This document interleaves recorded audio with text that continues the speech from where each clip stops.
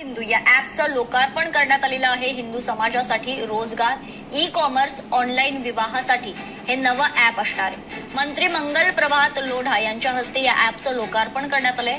हिंदू जागरण मंचाची नवी संकल्पना पाहायला मिळते. हिंदू तरुणांना रोजगार तर हिंदू व्यावसायिकांना कुशल मनुष्यबळ यातून पुरवलं जाईल. हिंदू समाजाला एकत्र आणण्यासाठी हा उपक्रम राबवण्यात आलाय.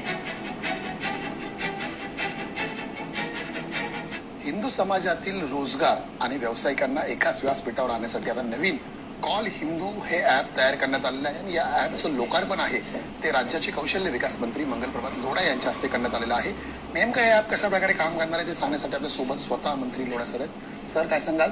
एकंदरीतच कॉल हिंदू याच्यामधूनच हिंदू हा शब्द अधोरेखित होताना पाहायला मिळतोय. काय असेल या ऍपमध्ये? नाही, ऍप प्रत्येक समाज, प्रत्येक संस्था, प्रत्येक गावकरी आपापल्या समाजासाठी, रोजगारसाठी किंवा अन्य व्यवस्थेसाठी प्रयत्न करता. हा पण एक प्रयत्न आहे. ते आपले दुर्राफे म्हणून याने ते हे प्रयत्न केला आहे. कॉल हिंदू हा स्किलसाठी आहे आणि त्यामध्ये ते अध्यक्ष तीर्थाचे म्हणून माझ्याकडे आले होते, तर मी त्यांचे पब्लिक लोकार्पण केलेलं आहे.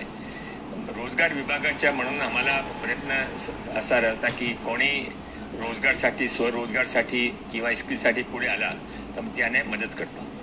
सर, ऑलरेडी जर आपण पाहिलं असेल रोजगारासाठी वेगवेगळे ऍप्स आहेत.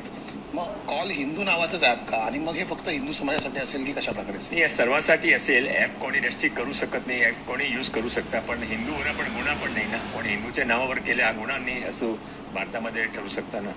ते काही यामध्ये काही कम्युनल किंवा काही गैरकानूनी काही नाही आहे. ते आपल्या समाजासाठी प्रयत्न करतात, ते करू द्या त्याने. रोजगार आणि व्यावसायिकांना एकाच व्यासपीठावर आणण्यासाठी हा अनोखा उपक्रम केला जातोय. कॅमेरामॅन विनोद नाईकसह मी चेतन नावरे, मुंबई.